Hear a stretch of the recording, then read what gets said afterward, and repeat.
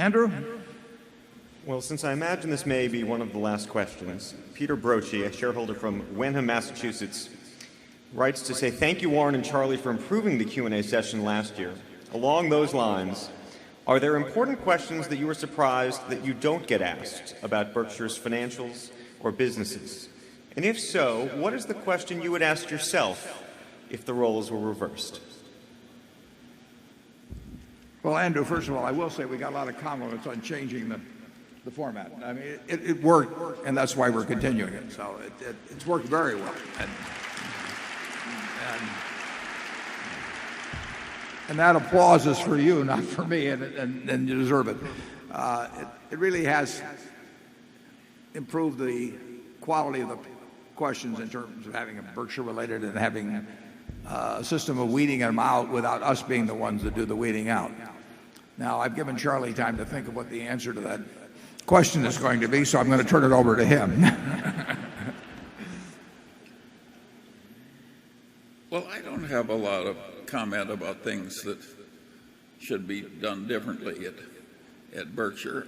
I think it is quite interesting that we got into BYD because BYD is surfing along on the developing edge of new technology, and that is not, we have always bragged about avoiding that. Isn't that a fair statement? That's fair.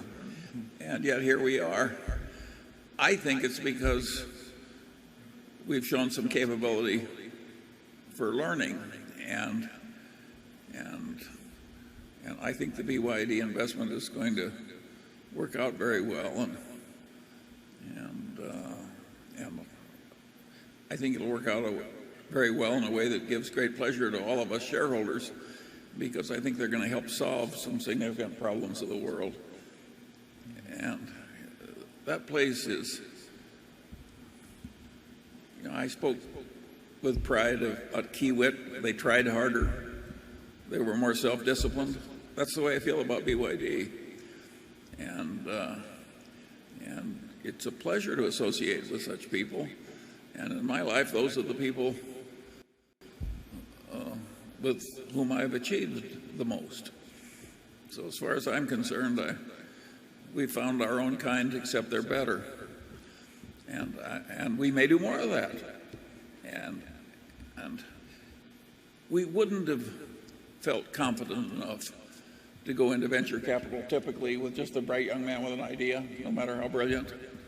Not me. No, I wouldn't either. But BYD had won its spurs in life by the time we found it.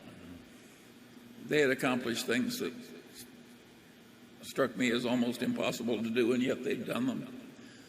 And so I don't think that's the last unusual thing that Berkshire will do, and the last one that'll work. And I think the Burlington Northern acquisition, when we did it, we knew it would be better for their shareholders than it was for ours, because after all, they were getting into Berkshire.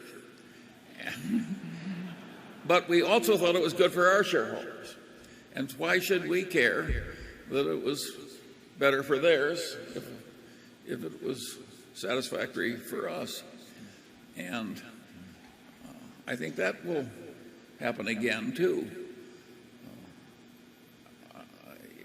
That's our kind of a culture, Middle Western, and constantly improving the place.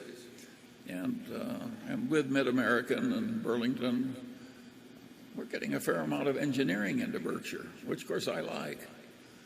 And so yeah, I hope you people are comfortable with the way things are going, because I think they'll keep going in the same direction. Yeah,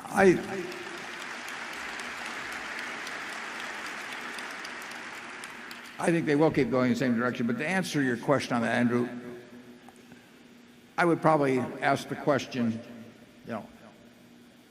can you keep using all of the capital you generate effectively, for a very long time? And the answer, I think, to that is that even we will see more things, and we will do some more of this.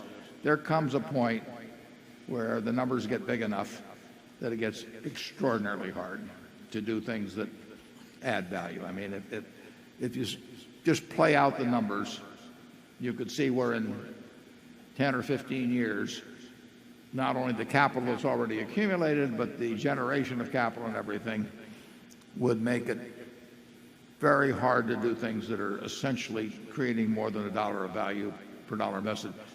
A portion of the money may be able to be used that way, and likely would be used in the kind of businesses we're in. There comes a point where the numbers get too big, and actually our history is a curve that approaches that point all the time.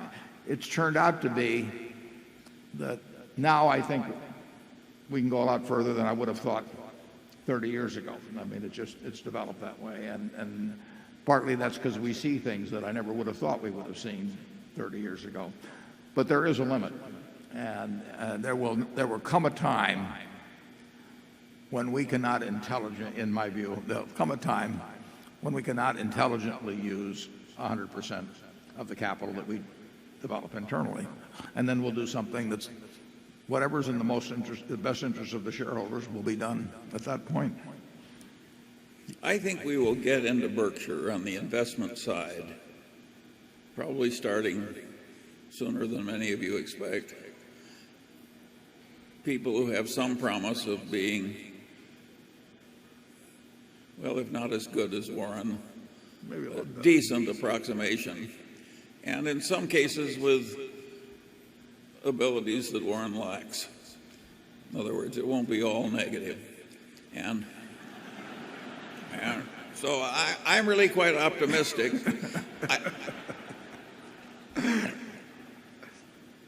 I can see the reason I think we will succeed at that is Warren never looks twice at anybody who isn't a little eccentric, which of course is what you're looking at when you look up here. Living proof, yeah. Yeah.